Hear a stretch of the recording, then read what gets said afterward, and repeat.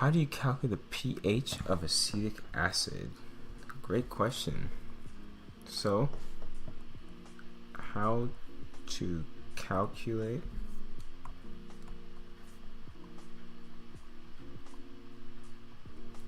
pH of acetic acid.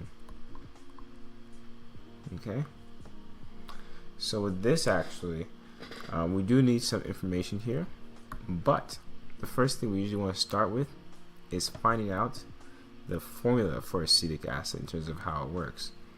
So as we mentioned, because we discussed acetic acid earlier today, it goes like that: CH3COOH, and you put it in water. Okay, plus H2O L. Okay, and then it turns into CH3COO minus plus H3O plus. Okay, that is actually what you get there. Okay, so now that we have this, okay, to calculate the pH, we want to make sure we label these. This is the acid, HA. This is the conjugate base, A minus, as discussed earlier as well. And then we have the H3O. Okay, the next thing you need to be able to find out actually, you know what, even before we go there, this here, the concentration of H3O plus, that is where you find your pH. Okay, because pH is equal to negative log H3O. Okay, so the concentration of hydronium ions, you use negative log of that to find the pH. That is your formula actually. Okay, so based on that, okay, you would think also all we need to do is find out how many hydronium ions we have. That's where the tricky part comes in. So the way to find that, if they said they gave you a certain concentration of acetic acid, so you started with acetic acid, you couldn't tell right away, because the other value you need that's actually equally or even more important is finding that Ka value, because the full formula actually, okay, is that Ka, okay, so the dissociation constant for acetic acid is equal to the conjugate base times the hydronium ions, okay, and each the concentration of each one, divided by the concentration of the acid. Okay, usually you would just have, it's the aqueous stuff on the product over the aqueous stuff on the reactants. Water is not included because it's not an aqueous thing. It's actually just what the solution is dissolved in. Well, like it's a water solution. So this is your second formula you need. Okay, now with these pieces, actually, if you're given the concentration of HA, all you need is a Ka to actually be able to find out the concentrations of your products. So let's actually refer to our nice acid base table. Acetic acid, if we remember, was like kind of here. Okay, so it's 1.76 times 10 to the negative 5. Okay, but point being is that here is actually where we actually incorporate something that hopefully you've at least touched on. Okay, but if you haven't, it's called an ICE table, and it stands for initial change equilibrium. The purpose of an ICE table is for you to track how much of the acid dissociates into its conjugate base and the hydronium. Okay, so for example, I would actually put here the CH3, so this is the acid, the HaOH, forming into the CH3COO minus, that's a conjugate base, and the H3O plus, that's just the hydronium. Okay, so the way this works, okay, is that, let's say you're given the amount, okay, let's call it A, okay. We say that we have A amount of acetic acid, okay. You don't start with anything unless it's stated otherwise. These are 0 because you're literally trying to put this acetic acid into the water solution, so you haven't seen anything dissociate yet. So now the change is that you actually going to now get plus X, plus an amount, okay. You just don't know how much, but you just know that each of this is going to be equal to each other, because based on this equation that we have at the top, it's 1-to-1. Whenever you are gaining amount of the conjugate base, you gain the same amount of the hydronium. And based on this 1-to-1 ratio as well, you'll see that one acid turns into one conjugate base. So A, to make up for both sides, actually just losing 1x, okay? So the equilibrium, we just have A minus X, X, and X. Now these are the concentrations, okay? And remember, we have that Ka formula right there actually. So that means Ka, which we know is at 1.76 times 10 to the negative 5. We actually have x squared, because there's two x's on top, the two products, over A minus X. And you actually just solve for X. Now, the good news is that when your concentration is at least, so when your concentration of HA, okay, is greater than 1,000 times, so at least 1,000 times bigger than Ka,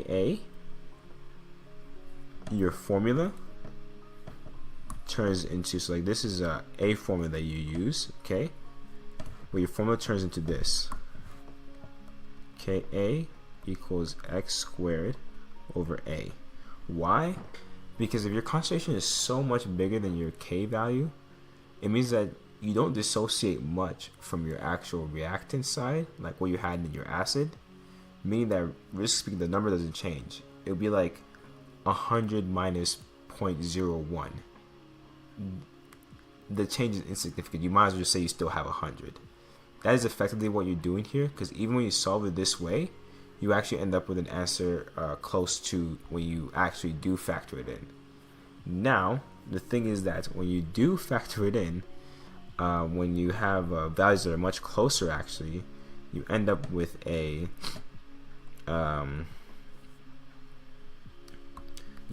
actual quadratic equation.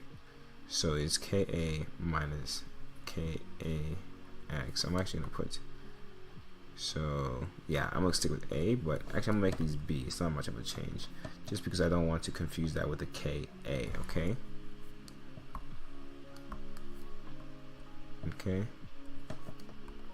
So now that we replace everything with B, it'll be Kab, Kax is equal to X squared, meaning that X squared, right, in quadratic form, plus Kax minus Kab is equal to 0.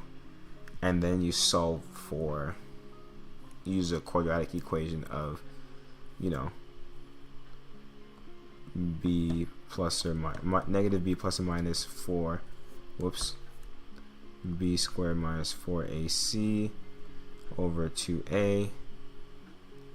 That's the quadratic formula you use, and in this case it would actually be, if we use the stuff there as the B and everything, it would be negative Ka plus or minus the square root of Ka squared, plus, because you already have the Kab as negative, and it's going to be 4 times Ka times B over just 2, because A was equal to 2.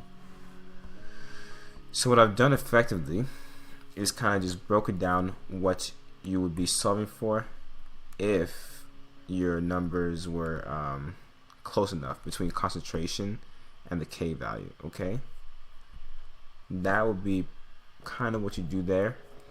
It sounds like a lot of gibberish right now, only because it works a lot better when we actually have values. But there's just a few things to keep track of here. Okay, most of the times you're given equations where actually the change between B and the X that it loses when it's dissociating is so insignificant, you can mostly get away with this formula here. Okay, but if you don't, if the change isn't big enough, you have to use the quadratic formula. Nonetheless, though, you solve for X, okay, which was the whole goal of this. You end up getting X, and then what happens there is that now you know not only how much conjugate base you have, but more importantly, how much H3O you have, hydronium. So let's take it back to the original equation we started with, and the negative log of hydronium. After finding out the X, whether it's through the quadratic equation or just square rooting, you then plug that in to the negative log of whatever, and that will give you the pH of that acetic acid. Okay, so as a quick example, okay, let's say we had 5 moles per liter of acetic acid. So 5, nice big number. Okay, if you look at it, okay, 5 versus 1.76 times 10 to the negative 5. 5 divided by that 1.76, it's literally 20, at least 284,000 times bigger. So it's insignificant how much it's going to change. Okay, but from 5 moles per liter of acetic acid, right, we now do the formula. So we'll see here that B is what we use, so X squared. So now we have to multiply the Ka times 5. Okay, so 1.76 times 10 to the negative 5 times 5, right? Then we square root that. Okay, and we end up getting that we have a whopping 0. This is what I mean. Out of the 5 moles per liter of acetic acid, only 0.009 was produced of H3O and its conjugate base. Okay, and now we find out how the pH is by the negative log of that answer. So the pH of 5 moles per liter, so 5m concentration of acetic acid, the pH, because now that we've actually found that 0.09, which is the concentration of H3O, was actually 2.02. Well, 2.03 if we round it properly. So that's an example of how you solve for this question. Definitely a lot of steps involved. The key thing is your best friend, the ICE table. Okay, I say best friends because this thing, believe me when I say this now, shows up a lot when dealing with acids and bases. And acids and bases, it's a whole unit of its own. So ICE tables you will definitely see a lot of. Okay, exactly, did what we did. Perfect. Exactly, and they have it here, x squared, x minus x, and exactly, if we assume that the value of x is high, exactly, that's what they did here, and exactly, they just do the square roots when you multiply them together, and that is your hydronium ions, and the negative log of that. So this is correct. Whew, what a question breakdown, am I right? So with that being said, though, I implore you that if you were ever confused in anything